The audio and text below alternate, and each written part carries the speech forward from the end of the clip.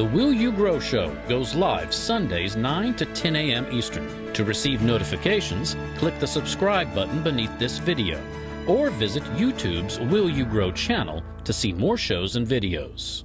And now, here's Will You founder Angelique Medow with this week's Will You Grow Show. Welcome to the Will You Grow Show. How are you? I'm Angelique, and I'm here to ignite your inner courage to release yourself from limitations. I'm the founder of Will You and WillYouGrow.com, an inspirational multimedia company that provides personal growth and joy through education, conversations, and adventures like the one we're on today. We are not in the studio. We are here in Tennessee, where we are deep in the thick of the forest. We'll show you a little vision of where we are here.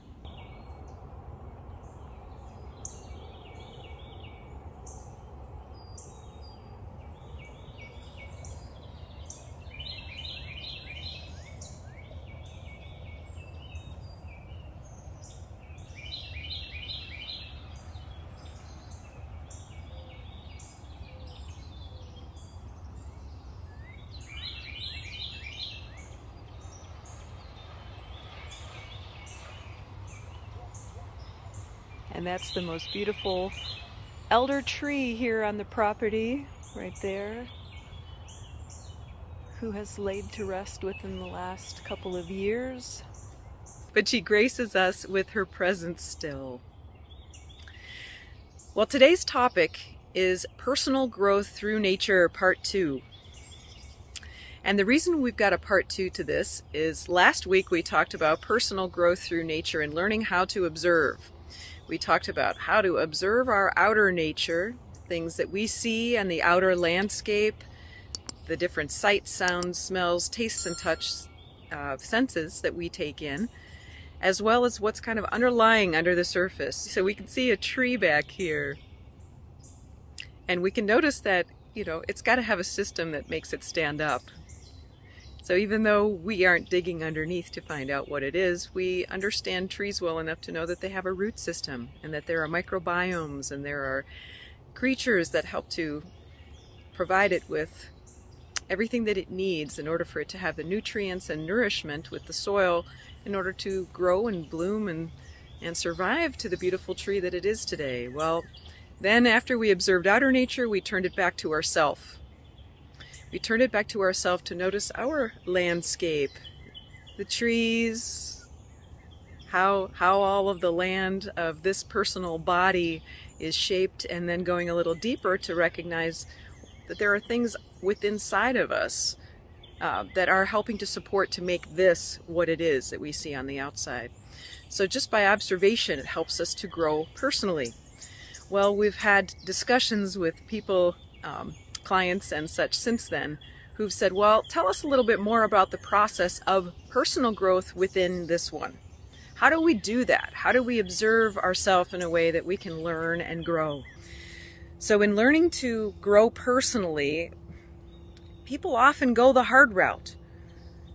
It's not that it can't be done, but things like talk therapy and other methods that involve a lot of thinking can sometimes trip us up from actually learning about ourselves and our inner workings, what makes us tick, and the things that need to be cleaned up a little bit.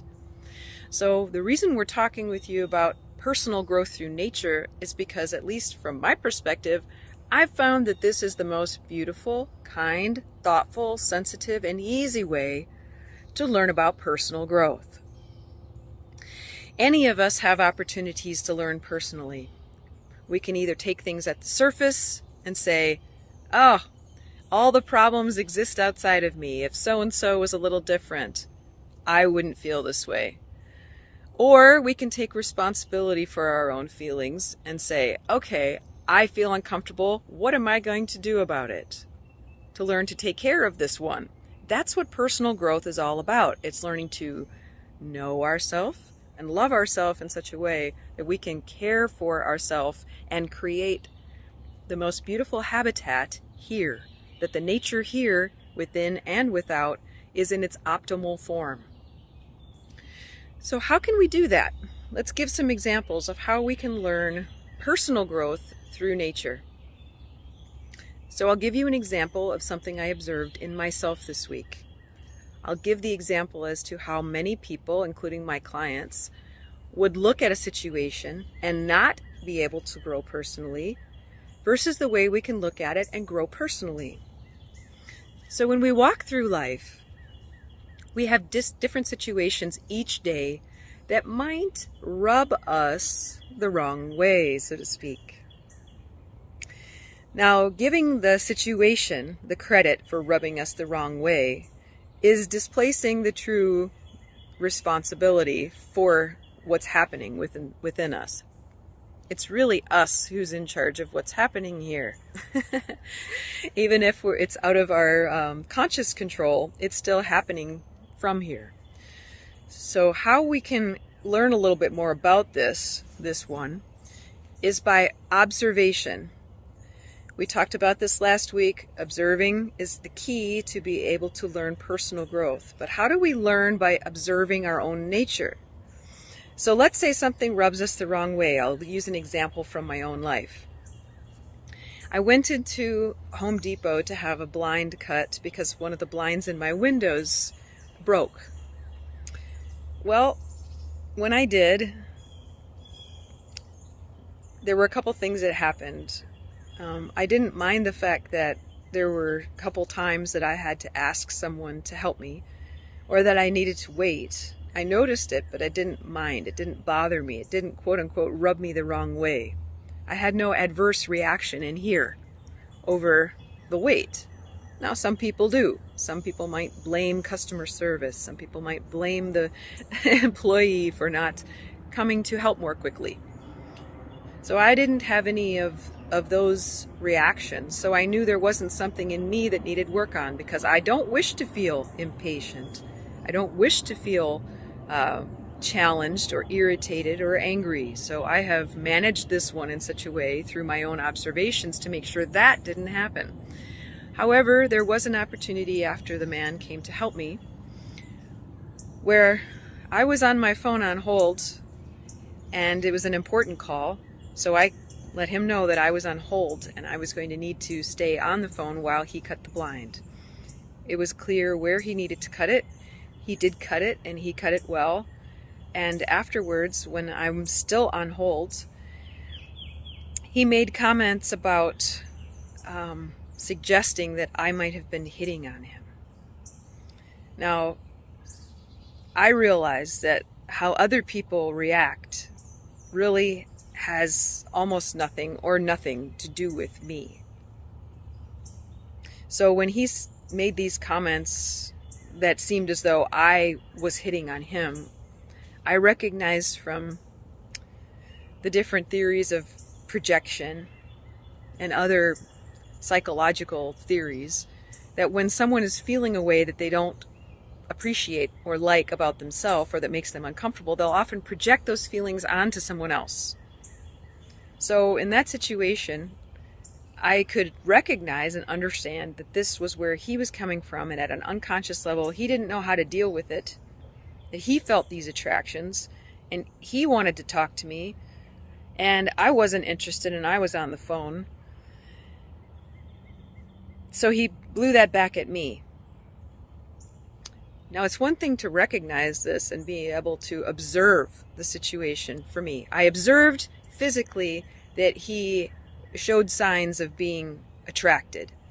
I also could observe underneath that, things that couldn't be seen with the eyes, what was going on underneath him to cause the reactions that he was having and the things that he was saying. So my ability to see below the surface, to see what's not going on just in the physical, but also include the physical, his body movements, his eye contact and things like that. I could put together the pieces of what was actually happening on his part and not take what he said personally, because I, in fact, couldn't have been less interested in flirting with this man or have any interest whatsoever, and I was on hold the whole time.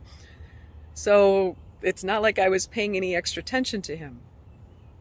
However, I also observed within myself that by understanding it logically, what was happening with him, that understanding it did not care for my own feelings. I could understand it and I could blow it off and not react to what he said. All that is good and wonderful, and those are steps in the process of personal growth for me. But by recognizing that there was still something within me from my feelings that needed work was personal growth that allowed me to look more within myself and learn something and care for myself. And so rather than being angry, like people would be in road rage and attack that other person for behaving the way that they did, which I could have done, I might have had a right to, people could even say, I did not choose to do that. But what I did do was shut off my own feelings by not giving them a way to move. And by move, I mean express them in some way. I couldn't express them to him. He was quite obviously incapable of really accessing his own feelings and bringing them forth in an honest, vulnerable way. I certainly couldn't have just said something or reacted poorly in the store from my own code or standard of myself. But what I was also doing was shutting myself down even when I was alone. So when I got in the car, I could feel that there was something happening within me, but I didn't know what it was. Now, often we'll distract ourselves. So if we didn't get angry and overreact or have some sort of argument or discussion with the person that has caused an opportunity for us to recognize something in ourselves, we will distract. We will either drink something, eat something, play loud music, do something that is trying to take us away from the feelings that we're having. That's not personal growth, that's distraction. That's a place to catch ourselves, and that's where I caught myself because I was observing what was happening within me. So when I continued to observe that these feelings were here, what did they feel like? It felt like a sinking feeling here in my chest. It felt like my throat was closed down. It felt like pressure. It felt like pressure building, like you would have in a boiling pot, so to speak, but it wasn't boiling. It just felt like pressure. So I decided that, there's something going on here for me personally, and I need to at least sit with it and recognize my feelings long enough so that I can see what's actually happening here. So I continued to drive. I turned my music off and asked myself, what's happening? And I did that with kind curiosity. Tip number 1, kind curiosity. This is not the time to criticize ourselves, like we've sometimes seen adults do to children. I've also received this myself. They say, what's wrong with you? That's critical, as if I was supposed to feel some other different way. So not critical, not judgmental, not trying to change the feeling, but recognizing that there is a feeling and being willing to explore it. So I asked myself, what's happening? What's going on here? And I just breathed, continued to breathe deeply and observe what was happening within me. And after a period of time, I probably drove for, could have been 5 minutes or so, I observed that there was a very old hurt, an old pain, an old kind of stuffed feeling. The feeling that men don't get me. I have to feel like I hold myself back. I can't be as kind as I want to be because the kindness I have is misinterpreted as sexual. It's sexualized, and my body has been turned into a sexual object instead of just the car I happen to be driving in a body for this lifetime. That just by me being me, even when I'm holding back, it stirs things within other people. And the way they react to me is painful at times because I'm not actually seen. I'm not actually heard or observed at all because they're incapable of seeing me for who I am based on their own feelings that get in the way. And that's an old hurt. It's been there for probably my whole lifetime. I'm pretty sure that that's the case. That's the feeling that I get. But when I observed that feeling and recognized that's what I was experiencing, my shoulders dropped, my anxiety level of the pain and the discomfort dissipated. Just by observing it. Just by observing myself, I can shift and change the waters of my emotions that are internal, that are unconscious, subconscious, just by observation, by observing the nature of this one. So what did I do from there? I talked to myself. I gave myself a pep talk there in the car and said, I know, it feels like it's always going to be this way. It feels like I always have to shut down. I hear you, I see you, Angelique. I recognize that you didn't do anything to cause that man to react the way he did and criticize you and shut you down and point fingers at you for who he thinks that you are because he can't accept who he is. But in that moment, no one was there besides me to validate my own feelings, to accept my own feelings, to care for my own feelings. And by learning to observe myself, I'm able to grow personally, which is what I did there, by accepting and recognizing my feelings and caring for them in a way that allowed me to feel better without relying on anyone else. And I'll tell you what, that's very reassuring. There's nothing like the ability to build one's own trust in oneself to care for myself, which you can do. Everyone can do, but we have to be willing to observe ourselves with kind curiosity and listen and care. And I'll tell you, it's worth it. Every single day it's worth it. Because knowing that I don't have to rely on someone else in order to keep me afloat, to keep me cared for, is a very reassuring feeling, and it feels good and responsible to be able to take care of myself in that way. So the nature of this is a whole ecosystem, and it's our opportunity to learn to observe and grow personally by choosing to observe yourself. I'd love to see your comments in the comment section to let me know, how is this working for you? Apply it to yourself. How is it working when you choose to observe from within? And how are you able to shift your own feelings from a place of anxiety or stress into a place of acceptance, love, and movement forward? I'd also love to be able to see you. There are great opportunities for us to be able to get together. Every Thursday, I'm out at Ancient Lore Village. We'll have a brief videos to share with you a little bit more about that. We're having beautiful nature walks where I'll introduce you to how to connect with nature, how to be able to communicate with nature so that you can receive her internal messages within yourself and learn more about you and life and care for yourself and your family in better ways. I'm also going to be at Mountain Light Sanctuary, it's called. I've been invited there. We may end up having a show coming from there next week instead of being in studio, so I will let you know, keep you posted on that. It's a beautiful place, gorgeous facility in the forest. And I would really hope to be able to see you very soon. It's so nice to be able to chat via YouTube, and I'm glad we can maintain our connection, but it's always wonderful to meet each and every one of you in person.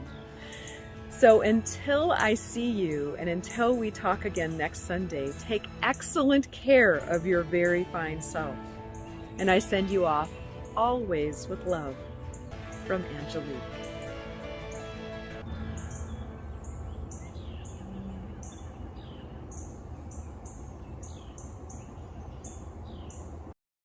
Do you wish you could enjoy a little more time with the pleasantness of Mother Nature? Every day at noon Eastern Time on our Will You Adventure channel, we have 1-minute videos of nature's goodness as seen through the eyes of Angelique. Be refreshed, revitalized, and restart every afternoon with the grounded, centered perspective of nature's joy and abundance. To receive your free inspirational videos, go to the description box, click the link for the Will You Adventure channel, and hit the subscribe button. It's free, and we'll see you there.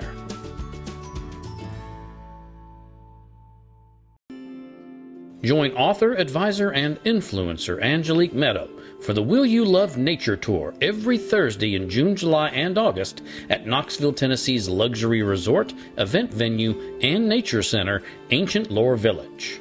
You'll be greeted by Angelique's smiling face each Thursday morning at 10:30 at Ancient Lore Village, where she'll lead your custom tour of the lush habitat full of fox, heron, geese, butterflies, dragonflies, fish, fowl, and fairies. Learn to observe nature, to see, hear, and know its unique communication and messages. Learn to feel safe and at ease in nature, and experience a 5-minute guided meditation for peace and unconditional love anytime. Then gather round a cozy table to enjoy a picnic lunch with new friends and a full spectrum of beverages. Your choice of filtered water, picnic lunch, and use of meditation mat are included in the tour price of $54. So gather your comfy clothes, shoes, and hat, and let's walk, visit, and share a meal together any Thursday through August from 10:30 to 12:30 at Ancient Lore Village in Knoxville, Tennessee.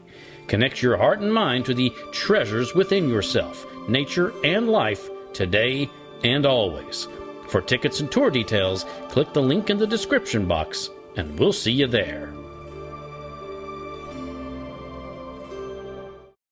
For more information about programs offered by Will You, mentoring with Angelique, and to watch video success stories from clients, explore willyougrow.com. If you or your company are interested in inspiring our mutual audience by sponsoring this or another of our programs, let's talk about it. Boost viewer confidence and trust in your company. Call 1-833-WILL-YOU, then press extension number 6.